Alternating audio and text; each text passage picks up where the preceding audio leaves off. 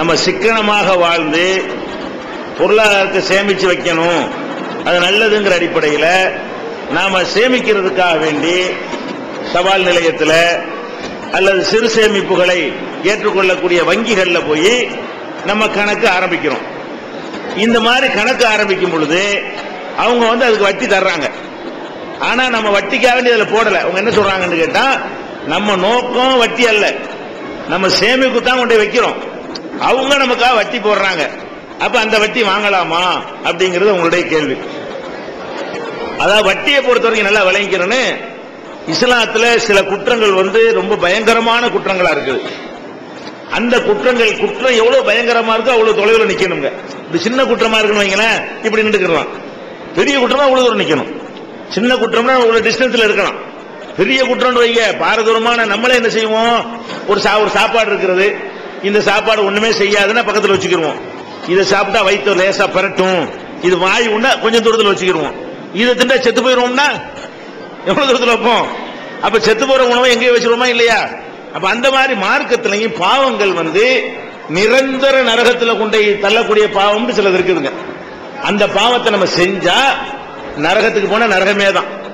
சில பாவங்கள் இருக்கிறது, அல்லாஹ் மன்னிக்கல என்று சொன்னா கொஞ்ச நாளைக்கு நரகத்தில் போட்டு போடா சொர்க்கத்துக்கு அனுப்பி விட்டுருவான். அப்படி பாவங்கள் இருக்கிறது. நிரந்தர நரகத்துக்கு போற பாவம் எது? அல்லாவுக்கு ஈக்குவலா ஒரு ஆளை வச்சுங்கன்னு வைங்க. அல்லாஹ் நான் ஒரு ஆண்டவன் ஒண்ணு, நான் ஒரு ஆண்டவரே, மைது ஆண்டவர் ரெண்டா முடிஞ்சு வச்சுக்காத. அல்லாவுக்கு சமமாக்கிட்டோமா அது நிரந்தரமா பர்மனண்டா நடந்து போயிடுவான். அதே மாதிரி ஒரு மனுஷனை கொலை பண்றோம், இதுவும் பெரிய பாவம். கொலை செஞ்சா நிரந்தர நரகம். அல்லாஹ் குர்ஆன்ல இதுல நானா சொல்லல, இன்னல்லாஹ லா யுஷ்ரிக லா யக்ஃபிரு யுஷ்ரக பிஹி, அல்லாஹ் தனக்கு இணை கற்பிக்கப்படுவதை மன்னிக்க மாட்டான். வ யக்ஃபிரு மா தூன ஸாலிக லிமன் யஷா, மற்ற பாவங்களை நாடியவர்களுக்கு மன்னிப்பான் அப்படின்னு குர்ஆன்ல வசனம் இருக்கிறது. ஒமன் யுஷ்ரிக் பில்லாஹி ஃபகத் ஹர்ரமல்லாஹு அலைஹில் ஜன்னah, யார் அல்லாஹ்வுக்கு இணை கற்பிக்கிறானோ அவனுக்கு அல்லாஹ் சொர்க்கத்தை ஹராமாக்கி விட்டான் அப்படின்னு குர்ஆன்ல இருக்கிறது. அப்ப அந்த அல்லாஹ்வுக்கு ஈக்குவலாக அல்லாஹ்வுக்கு சமமாக ஒரு ஆளை நம்ம கருதணும்னு சொன்னா அதுக்கு மன்னிப்பே கிடையாது.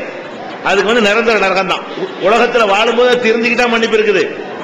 அந்த நம்பிக்கையில மூத்தா போனோம்னு வைங்க, நரகத்துக்கு போனா நரகமே தான், திருப்பி சொர்க்கத்துக்கு வர இயலாது. அதே மாதிரி ஒரு ஆளை கொலை பண்றோம், கொலைக்கு நம்ம பயப்படணும். எவ்வளவு கோபம் வந்தாலும் எவ்வளவு ஆத்திரம் வந்தாலும் கொலை செஞ்சிடக்கூடாது. ஏன்? ஒமையப்துல் மூமினன் முதாமிதன் வஜஸாவுஹு ஜஹன்னமு காலிதன் ஃபீஹா, யார் ஒருத்தன் ஒரு மூமினை கொலை செய்கிறானோ அவனுக்கு கூலி நரகம் தான் கிடைக்கும். காலிதன் ஃபீஹா, அதுல என்றென்றும் இருப்பான். என்றென்றும் இருப்பான் பயங்கரமான பாவம். கொலை செஞ்சிட்டோம், நம்ம தொழுதாலும் நோன்பு வச்சாலும் என்ன வணக்கம் செஞ்சாலும் சொர்க்கத்துக்கு போகவே முடியாது. முஸ்லிமா இருக்கிற நன்மையே கிடையாது. நீங்க முஸ்லிமா இல்லாம போயிடலாம் கொலை செஞ்சிட்டீங்கன்னா, அந்த அளவுக்கு உள்ள பயங்கரமான குற்றம். அதே மாதிரி வட்டியை பற்றி அல்லாஹ் சொல்லும் பொழுது பர்மனன்ட் நரகம் அல்லாஹ் சொல்றான். ஒமன் ஆத ஒமன் ஜாஹு மௌஇதத்து மிர் ரப்பிஹி ஃபன்தஹா ஃபலஹு மா ஸலப், யார் ஒருத்தனுக்கு இந்த போதனை அறிவுரை தெரிஞ்ச பிறகு விலகி கொண்டானோ அவனுக்கு கடந்த காலத்தில் வாங்கின வட்டி ஓகே வச்சிட்டு போ, தெரியாம வாங்கிட்டியா, இன்னைக்கு தான் திருந்துறியா, அதை விட்டுருவோம். ஒமன் ஆத, தப்புன்னு தெரிஞ்ச பிறகு இனிமேல் நீ செய்வாயானால் உலாயிக அஸ்ஹாபுன் நாரி ஹும் ஃபீஹா காலிதூன், அவர்கள் நரகவாசிகள் அதில் என்றென்றும் இருப்பார்கள் குர்ஆன்ல அல்லாஹ் சொல்றான். வட்டியை பொறுத்த வரைக்கும் இதுவரைக்கும் அதனுடைய பயங்கரம் தெரியல, வாங்கிட்டீங்க, வட்டியை தொழிலா கூட வச்சிருந்தீங்க, இப்ப திருந்தலாம், யா அல்லாஹ் நான் தெரியாம வாங்கிட்டேன் அப்படின்னு சொல்லிட்டீர்களே, ஆனால் இதுவரைக்கும் உள்ளது ஓகே. இந்த நிமிடத்திலிருந்து என்ன செய்யக்கூடாது, வட்டி பக்கம் நெருங்கக்கூடாது. அப்ப வட்டி என்பது பாரதூரமான பயங்கரமான நிரந்தரமாக நம்மை நரகத்தில் தள்ளக்கூடிய ஒரு பாவம். இந்த வட்டிக்கு அப்புறம் நம்ம தொழுதால் தொழுகைக்கு நன்மை இல்லை, வட்டிக்கு அப்புறம் நோன்பு வைச்சால் நோன்புக்கு நன்மை இல்லை, வட்டி வாங்கி கொண்டு ஜக்காத்து கொடுத்தால் ஜக்காத்துக்கு நன்மை இல்லை, சொர்க்கத்துக்கு போக இயலாது. இந்த தீன்ல இருக்கிறது எதுக்காக நம்ம இருக்கிறோம்? சொர்க்கத்துக்காக தானே இருக்கிறோம். இந்த இஸ்லாம்ங்கிற மார்க்கத்தில் இருக்கிறது எதுக்கு? சொர்க்கத்தை அடைகிறதுக்கு தான். அது கிடைக்காது. அப்ப இஸ்லாத்துல இருந்து புண்ணியம் இல்லை. அவ்வளவு பெரிய பாவம் எது? வட்டி. இந்த வட்டியை பொறுத்த வரைக்கும் எந்த ஒரு காரணத்தினாலையும் நம்ம அதுல வளையவே கூடாது. நம்ம பார்வையில சின்னதா தெரியலாம், வட்டி என்ன பெரிய விஷயம், விரும்பித்தானே தர்றாங்க, லஞ்சமும் விரும்பித்தான் தருவாங்க, வாங்க முடியுமா? விரும்பி தருவதனால எல்லாம் மார்க்கத்தில் என்ன செய்யாது, அனுமதிக்கப்படாது, கூடாது. இஸ்லாத்தை பொறுத்த வரைக்கும் அட்ஜஸ்ட்மெண்ட்டுக்கு இடம் கிடையாது. எஸ்னா எஸ், நோண்டானோ. அப்ப இஸ்லாத்துல என்ன சொல்லப்பட்டிருக்கு? வட்டி பாரதூரமான பயங்கரமான ஒரு விஷயமாக சொல்லப்பட்டிருக்கிறது. இன்னும் சொல்றாங்க ரசூல் ஸல்லல்லாஹு அலைஹி வஸல்லம், ஒரு காலம் வரும் அந்த காலத்தில் என்ன செய்வாங்க, ஒரு தடை செய்யப்பட்டதை எல்லாம் வேற ஒரு பெயரை சூட்டிக் கொண்டு ஹலாலாக்கி கொள்வார்கள். யஸ்தஹில்லூனல் ஹம்ர பிகைரி இஸ்மிஹா, மதுபானத்துக்கு வேற ஒரு பெயரை சூட்டி அதை ஹலாலாக்குவார்கள். பீர் என்பார்கள், ஒயின் என்பார்கள். சாராயம் கல்லுன்னு சொல்லாம ஒயின், விஸ்கி, ரம்மு, ஜின்னு பேரை போட்டு இதை குடிக்கலான்றாங்க. அப்ப பேரை மாத்திக்கிட்டு குடிக்க ஆரம்பிப்பாங்க என்றெல்லாம் ரசூல் ஸல்லல்லாஹு அலைஹி வஸல்லம் எச்சரிக்கிறாங்க. அதனால வட்டிங்கிறது பயங்கர குற்றம்னு நீங்க விளங்கிக் கொள்ளணும். அதனால நீங்க சேவிங் பண்றீங்களா, அதாவது இப்போ பொருளை காசை சேர்த்து வைக்கிறீங்களா, சிறு சேமிப்புல போடுறீங்களா, போடுவது தப்பு கிடையாது. என்ன செய்யணும், நாங்க இதுல போடுறோம், எங்களுக்கு வட்டி வேண்டாம் அப்படின்னு எழுதி கொடுத்துடணும். எழுதி கொடுத்து வட்டி வாங்காட்டி உன்னை சுட்டு போடுவானா?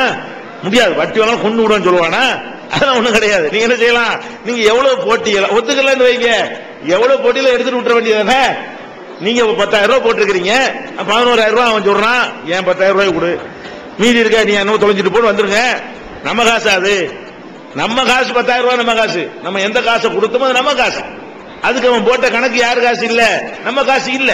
அதனால சேமிப்புக்காக நீங்கள் போட்டீர்களே. ஆனால் சில பேர் சொல்லுவாங்க, எப்படி அது வாங்கி வேற காரியத்தை செஞ்சு கொடுத்துடலாம், அப்ப திருடி நன்மை செய்யலாமா, திருடி தர்மம் செய்யலாமா? அப்ப திருடக்கூடாதுன்னு சொல்லியாச்சு, திருடி நன்மை செய்யலாமான்னு எப்படி செய்யக்கூடிய? திருடி நன்மை செஞ்சா செல்லுமா? வாங்க கூடாது, வாங்கக்கூடாது. நீ வாங்கிட்டேன்னா என்ன, ஏன் வாங்கினேங்கிற கொஸ்டின் அங்க நிற்கும். நான் வாங்கி வச்சுக்கிறலையா, அது தனி விஷயம். நீ வாங்குனியா இல்லையா, உன்னை வாங்க கூடாதுல அப்படி நல்லா கேட்பானா இல்லையா?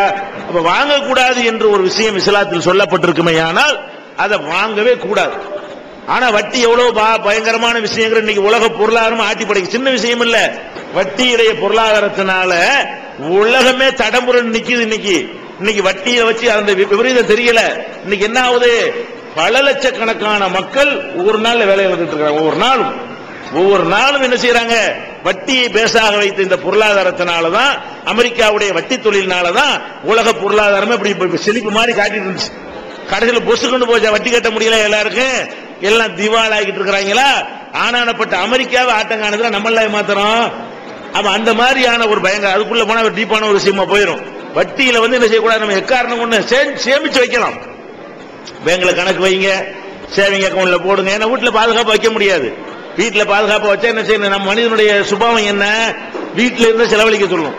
விளங்குதா? சேமிக்கன்னு வச்சா கூட ஒரு வயிற்று வலினா எடுத்துருவோம், ஒரு தலைவலினா எடுத்துருவோம். அந்த மாதிரி எடுக்க தூண்டிடும். அதனால ஓகே, சேமிக்கிறோம்னு தப்பு கிடையாது. உண்டியல்ல போட்ட வச்சா கூட குறைச்சிருவோம். அதனால நம்ம திடீர்னு எடுக்க முடியாத அளவுல இருந்தா தான் இருப்போம், நம்மளும் சேமிப்போம் அப்படின்னு நம்ம பலவீனத்தை பயன்படுத்தி கொண்டு அது மாதிரி சேமித்தோமையானால் அது ஒண்ணும் தப்பு கிடையாது. வட்டி வாங்க மாட்டோம்னு எழுதி கொடுத்துருங்க. வாங்கி தான் ஆகணும்ல, நீங்க சொல்லிட்டு கட்டுற எனக்கு அசல மட்டும் கொடுறாண்டு கணக்கு க்ளோஸ் பண்ணும்போது நீங்க போட்ட பணத்தை எடுத்துட்டு வந்துருங்க. மிச்சம் உள்ளது என்ன செஞ்சு நமக்கு நம்ம காசு. அது இஸ்லாமிய பார்வையில நம்ம போட்டதான் நம்முடைய காசு. நம்ம போடாத காசு அவனா சேர்த்து வச்சுன்னா நம்ம காசு இல்ல. அவனா விரும்பி தந்தா கூட வாங்க முடியாது. விரும்பி தர்றாங்க என்ற காரணத்தினால் ஹராம் என்ன செய்யாது, ஹலாலாக. ஆகவே ஹராம்னா ஹராம் தான், விரும்பி தந்தால் ஹராம் தான், வற்புறுத்தி வாங்கினாலும் ஹராம் தான். அந்த மாதிரி நீங்க புரிந்து கொள்ள வேண்டும். வட்டியின் பக்கம் எந்த காலத்தில் நீங்க சாரக்கூடாது. இஸ்லாமுக்கு ஒரு பொருளியல் என்கிற தலைப்புல உங்களுக்கு ரமலான் மாசம் முழுசு அந்த பொருளாதாரத்தை பத்தி உங்களுக்கு பேசி இருக்கிறோம். அது 3 டிவிடிகள் 27 மணி நேரம் ஓடக்கூடியது. மொத்தமே 100 ரூபாய்க்கு என்ன செய்யறாங்க, தௌஹீத் ஜமாத்துல போட்டிருக்கிறாங்க. அதை வாங்கி முழுசா என்ன செய்யுங்க, பொருளாதாரத்தை எப்படி சம்பாதிக்கிறது, எப்படி செலவு செய்யறது, 27 மணி நேரம் ஓடக்கூடிய டிவிடிகள் 3 டிவிடியும் சேர்த்து வெறும் 100 ரூபாய்க்கு அசலுக்கு நினைஞ்சிருக்கிறாங்க. அசல் கூட உங்களுக்கு போட முடியாது. நீங்க ஒரு டிவிடியை 100 ரூபாய் உங்களுக்கு தயாரிக்கிறது ஆகும். நாங்க பல்லாயிரக்கணக்கில் ரெடி பண்ணதுனால அசல் விலைக்கு உங்களுக்கு தந்துட்டு இருக்கோம். வாங்கி பாத்துக்கிறோம். மேற்கொண்டு வரது